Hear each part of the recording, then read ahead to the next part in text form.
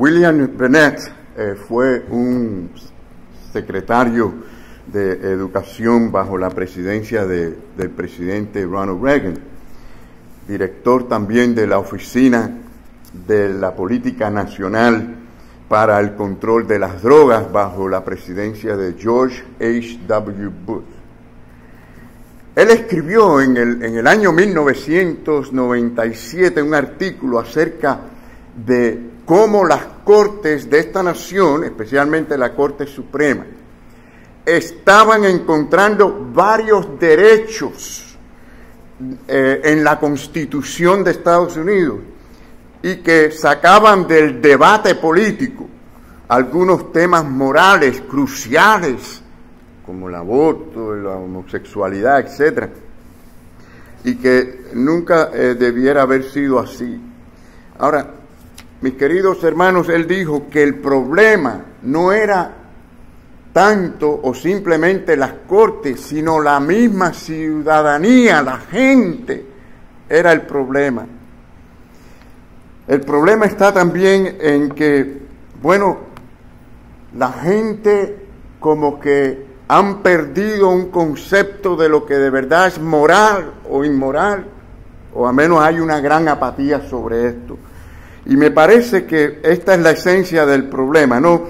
Que en el suelo de la Norteamérica estamos hablando de finales del siglo XX, pues se ha quedado firmemente establecido una cultura, y esta es la palabra que quiero que agarren hoy, una cultura de asidia, lo cual quiere decir pereza, aburrimiento, cosa que les puede pasar a los cristianos en su rutina, en la vida rutinaria, la apatía en cuanto a las cosas morales, espirituales, es decir, una pasividad moral que no es buena. Y preguntaba, ¿podremos ser despertados para actuar contra el surgimiento de la práctica o prácticas sucias y débiles? Claro que sí, debemos como iglesia levantarnos en tiempos como estos. Se ha establecido firmemente una cultura de, vamos a decir, aburrimiento y apatía moral y espiritual, que es tremendo. Y esto es muy diferente al temor de Dios, a la reverencia, es opuesto a todo esto. Bueno, la asidia cultural, que es la apatía, el aburrimiento, espiritual y moral, más que nada. Bueno, esto explica el por qué la gente busca sustitutos. Este es el motivo por qué mucha gente, para sentirse bien, pues van a otras cosas que en realidad lo que hacen es empeorar el asunto. Se empeora la parte espiritual y moral de las personas. Y quizás por eso es por lo que hay una inclinación, si ustedes lo observan, lo que pasa es que nos acostumbramos tanto a las cosas que después ya no las vemos tan mal. Pero hay una obsesión tan grande por los deportes, por los juegos de video. Hasta los niños están enviciados con estas cosas, con las películas cada vez que estallen más tensión, si no son aburridas. Es decir, más riesgos, más desastre inminente, más explosiones abrumadoras, actitudes valientes y mucha inmoralidad. ¿No es así? Hermanos, en todo esto vemos que hay como un esfuerzo un esfuerzo de una cultura por encontrar emoción. La gente quiere encontrar emoción, quieren encontrar aventura, entretenimiento, sentimiento, quieren encontrar lo que no están encontrando en sus vidas rutinarias, pero lejos de Dios. Quizás ahora, y es muy peligroso por lo que hemos pasado, o estamos pasando todavía aún, que la gente, y por cierto, Dios ha querido que las cosas sean así, y mucha gente no se han podido reunir en sus diversiones y en el desenfreno inmoral, porque se han separado la gente obligatoriamente, pero también está ese riesgo que la gente quiere buscar, y siempre buscan un sustituto. Por eso encontramos que el alcoholismo durante esta pandemia está por el techo. Es decir, todas estas cosas porque la gente no encuentra esa satisfacción que quieren tener y que buscan. También el suicidio por el techo. también la violencia doméstica por el techo. Bueno, de todas maneras, mis queridos hermanos, de todas maneras todos tenemos que cumplir con nuestros deberes, con nuestros trabajos, con nuestra familia. Todas estas cosas son rutinarias en nuestra vida, o sea, hay responsabilidades con nuestra vida, y todas estas cosas llevan un patrón rutinario, y es aquí donde podemos comenzar a sufrir de esta palabra que estamos diciendo hoy, que es asidia, y que la mayoría de la gente no está consciente de este problema. Mis queridos hermanos, el problema es más común de lo que muchos se imaginan, mucho más común, y como afecta lo mismo al joven que al adulto. Es cuando la vida en el mundo real parece quedarse corta de lo que nuestros corazones anhelan. Y ahí está el problema, mis queridos hermanos. Tenemos que aprender a ser gente agradecida, gente feliz, gente gozosa con la vida que Dios nos ha dado. Pero sí anhelamos cosas porque nos aburrimos, la rutina, y la gente busca aventuras artificiales en el deporte. ¿Cuántos tipos de deportes hay? Y el fanatismo es grande y a veces extremo. ¿Cuántos vicios? ¿Cuántas cosas que nos transporten más allá del aburrimiento del mundo real y nos permita saborear un poco de pasión y celo y valor y energía y estrategia, aunque sea en un mundo artificial? Hermanos, la gente se está engañando a sí mismo. Bueno, dice la palabra que no hay nada más engañoso que el propio corazón del hombre. Y por supuesto que todas las demás cosas que nos rodean al mundo nos empujan hacia ahí. Pero claro, en los casos extremos vemos lo que hemos visto en estos días, con el caso del asesinato de George Floyd, quien por cierto era un criminal, estuvo 5 años en prisión, tuvo por problemas de robo, salto a mano armada, por droga y todas las demás cosas. Claro que estamos en desacuerdo con la violencia, estamos en desacuerdo e incluso que las policías usen la violencia y hagan cosas como esta. Pero fíjense cómo la gente, para que ustedes vean, mucha gente, no estoy diciendo toda la gente que protestan, pero mucha gente han salido supuestamente en defensa de la justicia para cometer actos tan injustos y criminales y terroristas. Esto es algo tremendo. Claro que este ejemplo que estoy poniendo es un ejemplo extremo. ¿Por qué? Porque la gente busca hacer algo heroico, algo que les haga sentir realizados, y este es el extremo donde se demuestra la depravación del hombre a todo dar. Yo creo que William Bennett tenía razón desde aquel entonces, y mira hasta dónde hemos llegado, Hoy se sufre de una profunda asidia, aún dentro de los cristianos, en relación con su vida espiritual, la iglesia y la obra. Hoy se sufre de esto, mis queridos hermanos. Hay una apatía cultural, moral y espiritual. Parece como si solamente nosotros pudiéramos pasarla bien si es que estamos de un entretenimiento a otro, de una película a otra, de una actividad a otra, de un programa a otro.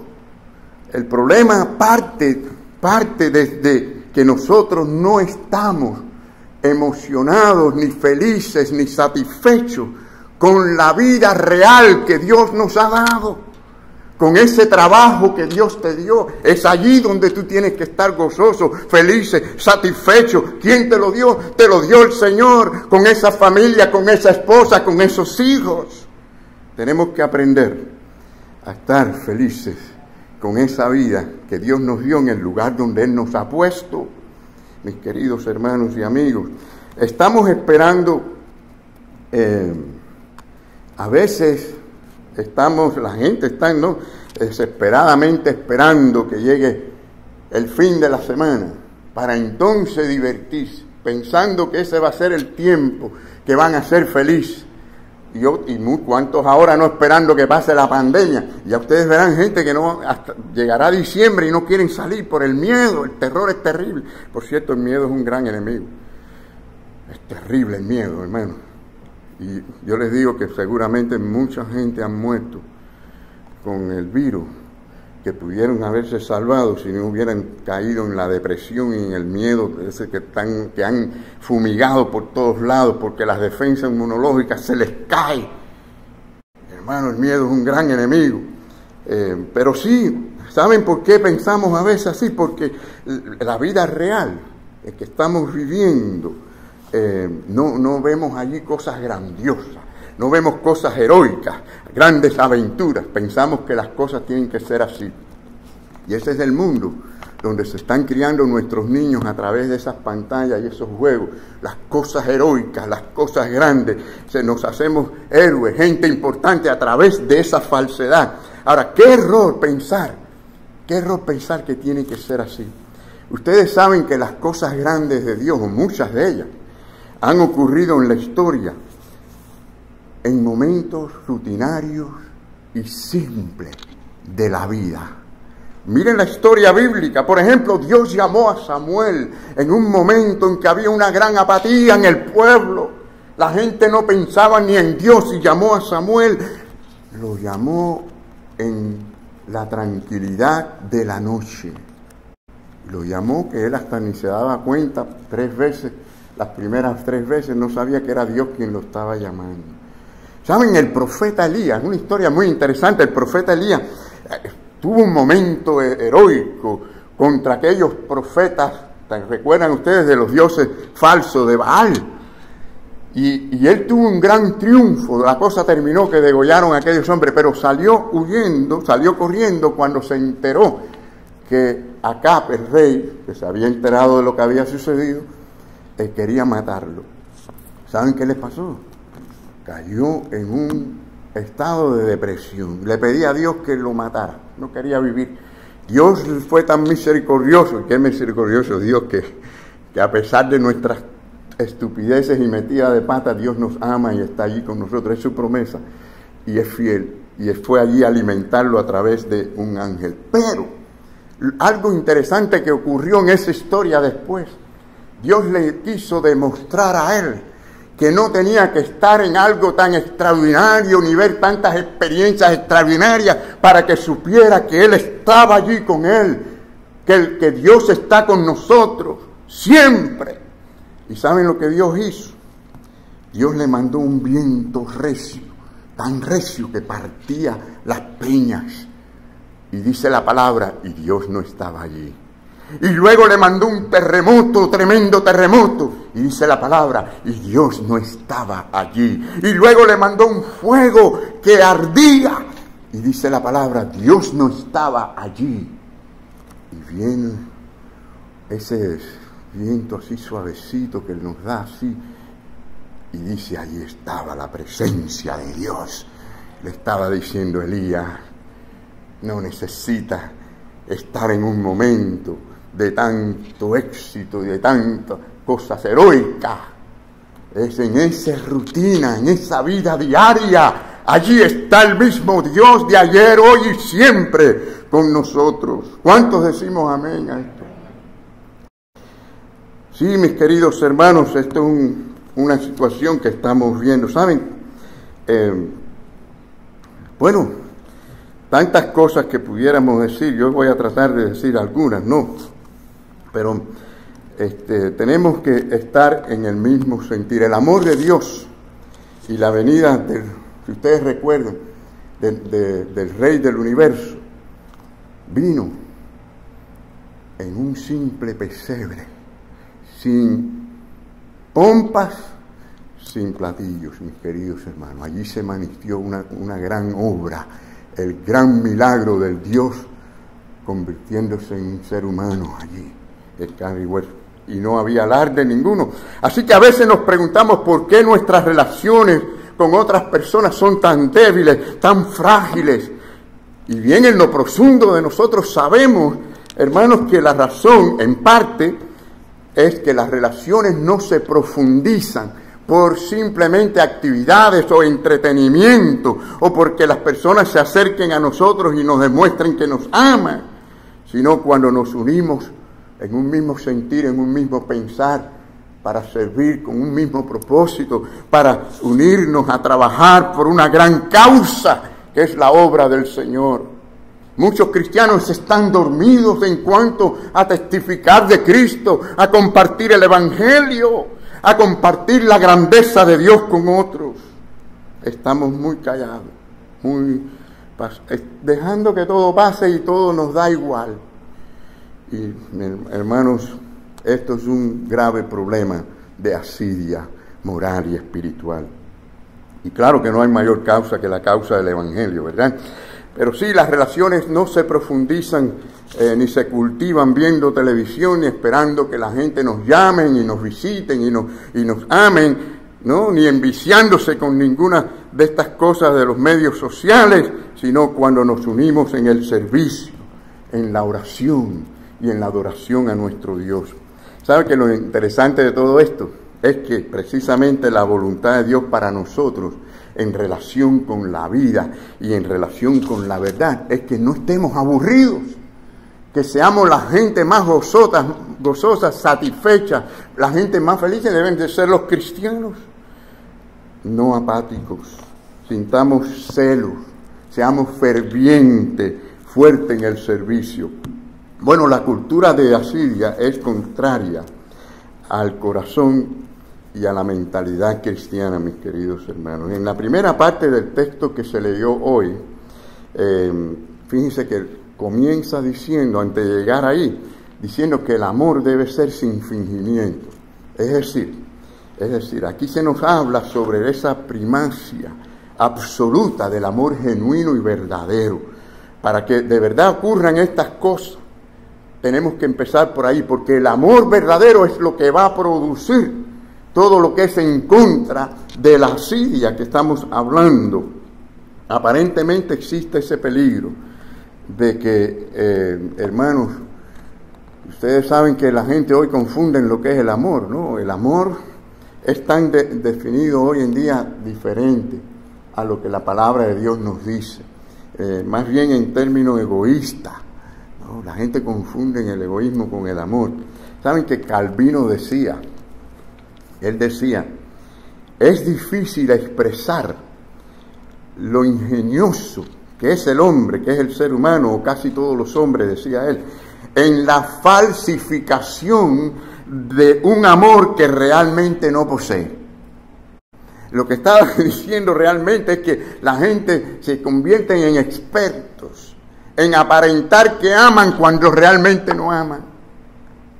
Todo superficial, pero no sentimos, no lloramos con el que llora, no estamos preocupados por el necesitado.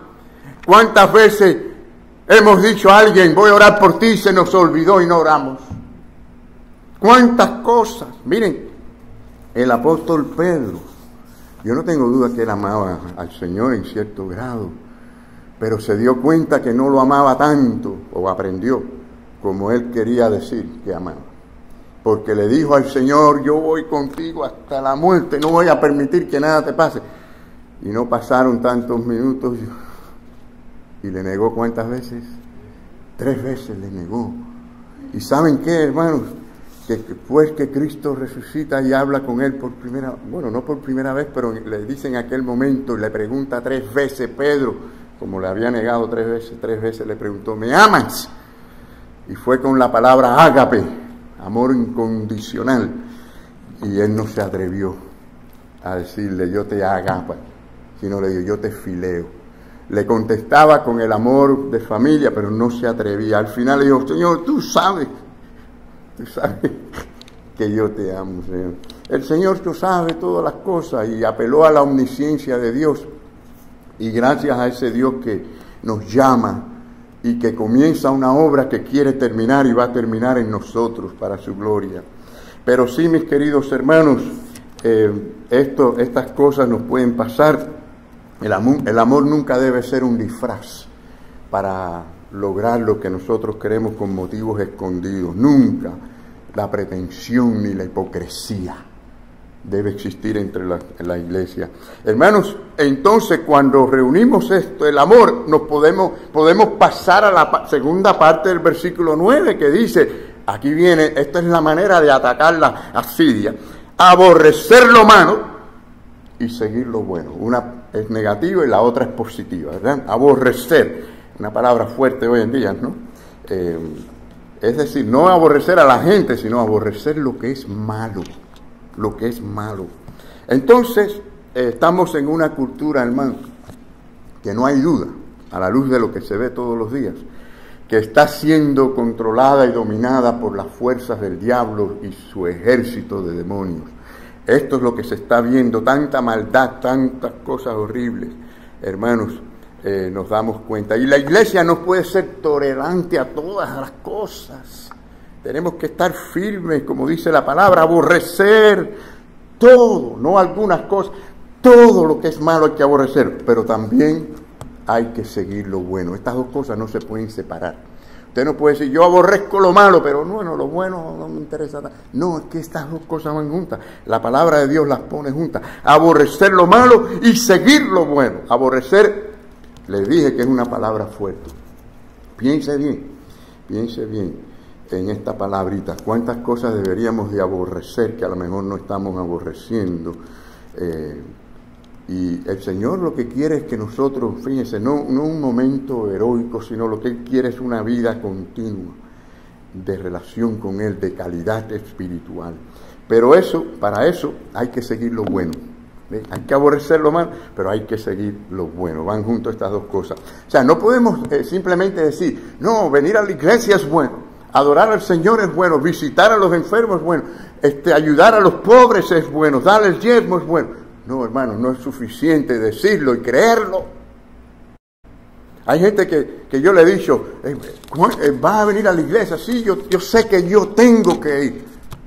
No es suficiente saber lo que es bueno. El asunto es, tienes que venir. ¿O cuándo vas a venir? Pero fíjense, hay aquí un llamado. Yo veo aquí un llamado, hermanos. Un llamado a pelear contra esta Asiria. Aborrecer lo malo y seguir lo bueno. Son palabras que chocan con ese aburrimiento y esa apatía y esa vida que no tiene pasión por las cosas espirituales. El cristianismo está diametralmente, mis queridos hermanos, opuesto precisamente a la cultura de Asiria, de apatía y de aburrimiento. El versículo 11 va más allá. Fíjense, el versículo 11 lanza palabras directamente contra todo esto. Dice, versículo 11, Romanos 12, 11, dice, en lo que requiere diligencia, ¿qué es lo que hay que hacer? Que dice, no perezosos. Allá hay una parte negativa, ¿verdad? Pero también hay una parte positiva, dice, ferviente en espíritu sirviendo al Señor. Así que, hermano, no es una cuestión de un día, es cuestión de un estilo de vida, ¿no? Vivir para el Señor, sea que comamos, sea que bebamos, sea que hagamos lo que hagamos. ¿Para quién? Para la gloria de nuestro Señor.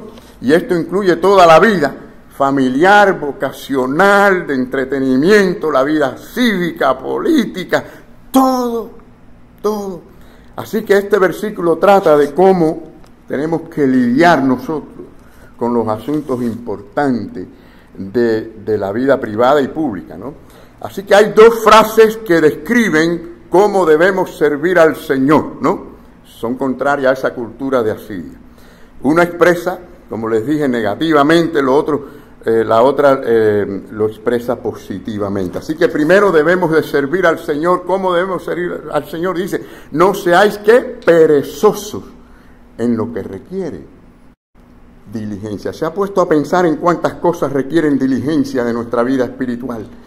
Y estamos pereciendo perezosos. Se ha puesto a pensar, es decir, nunca flaqueen en el celo, en aquello que es bueno.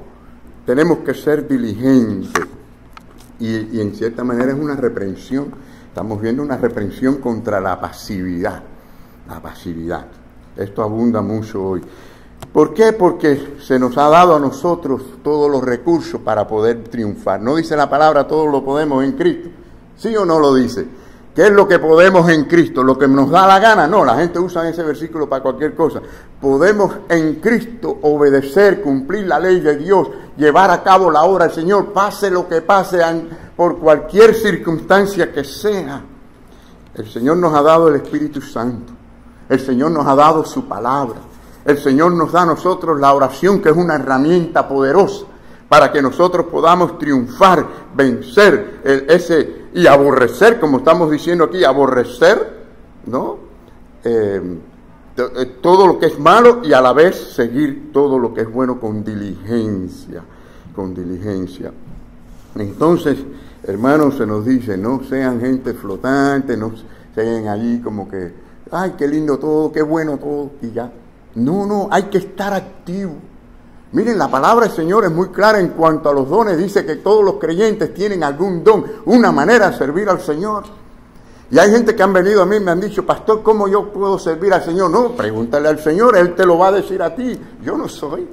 Es decir, lo que Dios te ha dado para servir, hazlo, no espere que otro lo haga. Entonces hay que despertar ese celo por Dios y la causa de la verdad y la vida.